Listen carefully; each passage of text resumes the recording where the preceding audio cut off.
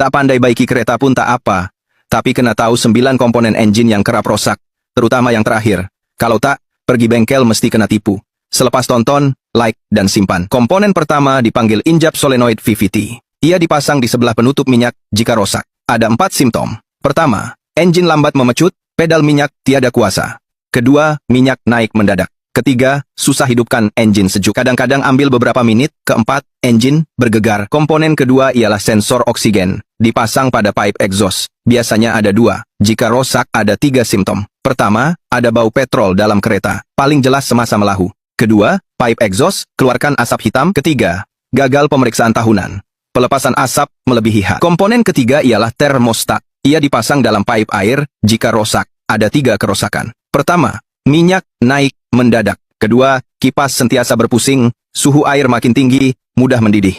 Ketiga, musim sejuk, AC tak ada angin panas. Komponen keempat ialah sensor aliran udara. Dipasang pada hos udara masuk. Jika rosak, ada 3 kerosakan. Pertama, asap hitam dari exhaust. Kedua, melahu tidak stabil, RPM naik turun secara tiba-tiba. Ketiga, engine lambat memecut, tiada kuasa pecutan. Komponen kelima ialah injap satu arah vacuum brake. Ia dipasang di belakang takung minyak brake. Jika rosak, ada 2 simptom. Pertama, brake keras atau lembut. Kedua, brake kurang responsif, brake mudah gagal. Komponen keenam ialah sensor posisi aci sesondol. Jika rosak, ada 3 simptom. Pertama, melahu tidak stabil. Kedua, sukar dihidupkan, payah nak hidup. Ketiga, memecut lemah. Komponen ketujuh ialah sensor tekanan udara masuk. Ia dipasang pada pipe udara masuk.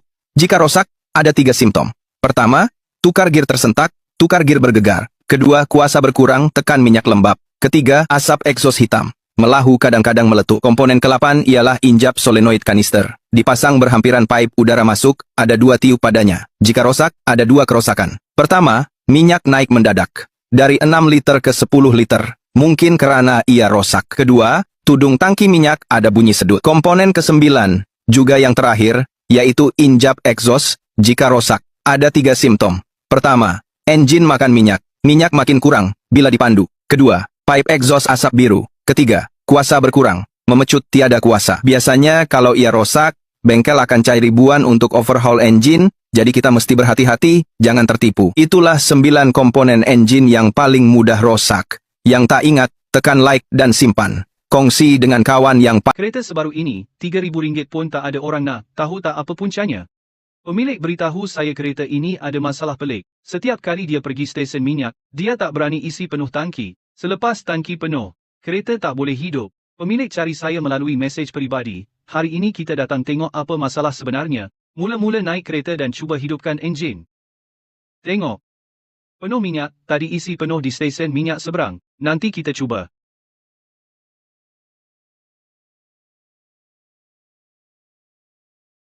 Tak boleh hidup, cuba sekali lagi. Masih tak boleh hidup, tahu tak apa puncanya? Mari pergi depan tengok. Masalah ni dah berlaku lebih setengah tahun.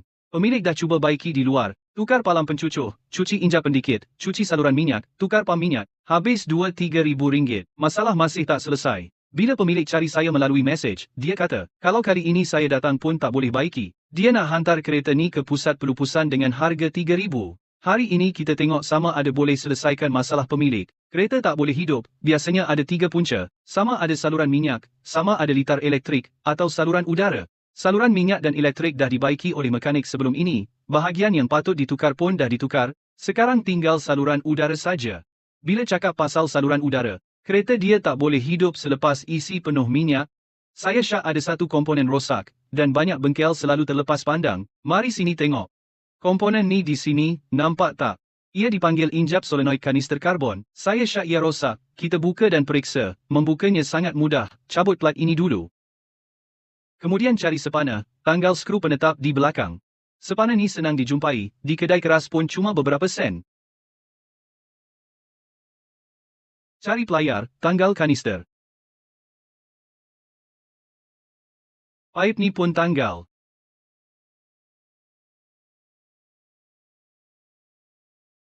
Baik. Siap tanggal. Ia sebenarnya injap elektronik. 2 pipe ini, satu sambung ke tangki, satu lagi ke enjin. Bila elektrik dihidupkan, injap terbuka, kedua-dua pipe bersambung. Selepas elektrik putus, injap tutup, kedua-dua pipe tak bersambung. Saya Syah injap tak tutup rapat selepas elektrik putus, bocor udara. Mari kita uji. Cari segelas air. Letak satu hujung injap solenoid dalam air, hujung lain tiup dengan mulut, tengok sama ada bocor udara. Nampak tak? Saya belum guna daya pun dah tiup, betul, ia rosak, sebab dah jumpa, selesaikannya jadi senang, kan? Jangan tergesa-gesa tukar, jangan buang duit percuma. Kita ketuk injap solenoid ni di lantai beberapa kali. Biarkan injap dalamnya kembali kedudukan asal. Macam dulu TV rumah tak dapat siaran. Tepuk 2 kali boleh dapat siaran semula. Baik, selepas ketuk, kita cuba lagi.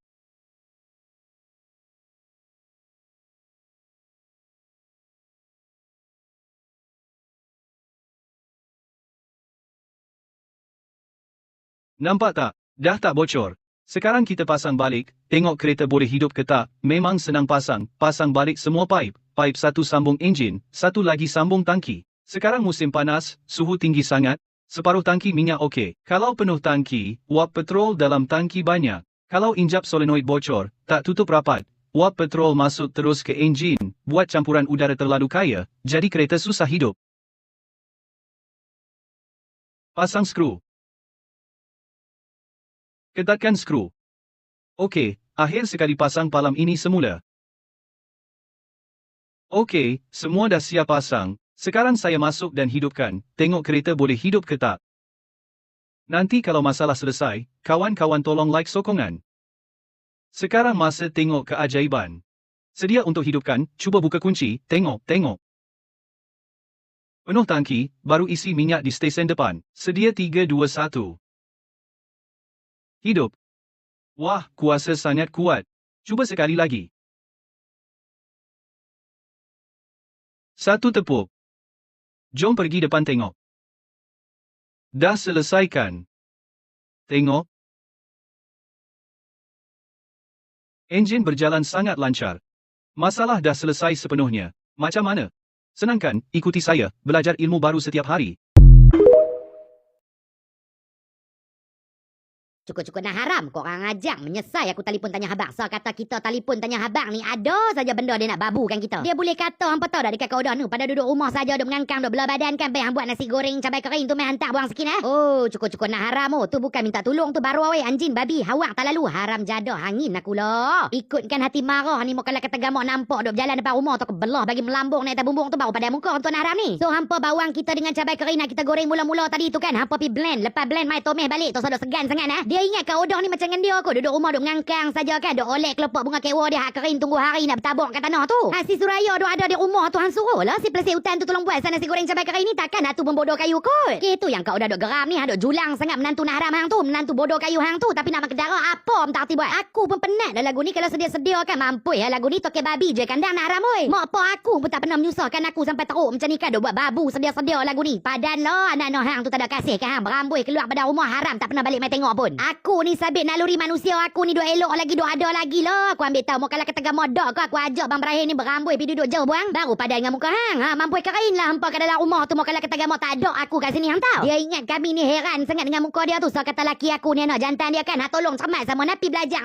pi belajar bagi dalam sikit pi tengok anak jantan mau kalau kata gamok menikah hak mana tanggungjawab dia. Takat muka hang tu lepas hak ketiga keempat kelima keenam ke-700 ke belakang tu hang tahu dah dia ni aku bini dia aku yang utama hang tahu. Banyak cakap aku buat baik selama ni dah kira cukup besar rahmat dah kan. Yang hang duk buat perangai sopan anak haram tu tak mau kira pula. Mau kalau kata gamok dekat tempat lain tu menantu bodoh mana lah yang nak tahan. Mau kalau kata gamok dapat mentua perangai sopan dengan babi kena sawan ni. Hang tengok tu buat masa menkedara modal sekupang haram tak bagi hang tahu dah. Aku ni yang beli semua tu bubur ikan bilih pula lagi ikan bilih mahal cenai ikan bilih halus-halus tu. Aku tak bagilah menkedara ikan bilih besar-besar tongkang hak murah-murah tu kan. Tu pun jangan tak bersyukur juga mulut tu macam nak haram tak sudah-sudah daripada muda sampai kena mampus ni pun duk mulut lagu tu lah. Kalau takat sekali dua tu kita boleh lah terima kok lah kita kata dia tu buang tebian kan nak mampus tak apa hari lagi kan. Tapi ni dah betul dah duk perangai lagu tu daripada kau order ni duk ya mak sampai kelar ni kepala otak mak padan muka hang. Kita ni jadi mak mentua kena ada akal. Jangan buta perut jangan bodoh kayu. Kita sepatutnya jadi jalan-jalan untuk anak-anak kita ni ke syurga. Hang faham dah? Bukannya kita ni duk jadi jambatan untuk anak kita ni nak pergi ke neraka jahanam tu. Kena ingat menantu ke anak ke depa tu manusia tau bukan batang kayu. 2 3 4 kali duk buat layan sopan anak haram lagi siapa boleh tahan baru oi. Dosa duk jaja sedia-sedia sangat dosa menantu dekat mak mentua lah apalah kan. Mak mentua nak haram pun ada dosa nah. Ha, bukan terlepas buta lagu tu saja. Kau dah pesan ni bukan cuma untuk Tok Yah mak mentua haram jadah aku tu lah. Untuk mak mentua lain dekat luar tu sama. Dah tua nak mampu dah kan. Hidup dah betul takkan duk bodoh kayu buta perut kot. Seronok kau nak jadi orang nak mata rumah tangga anak menantu kita sendiri ni Kau dah tanya ni, seronok ke?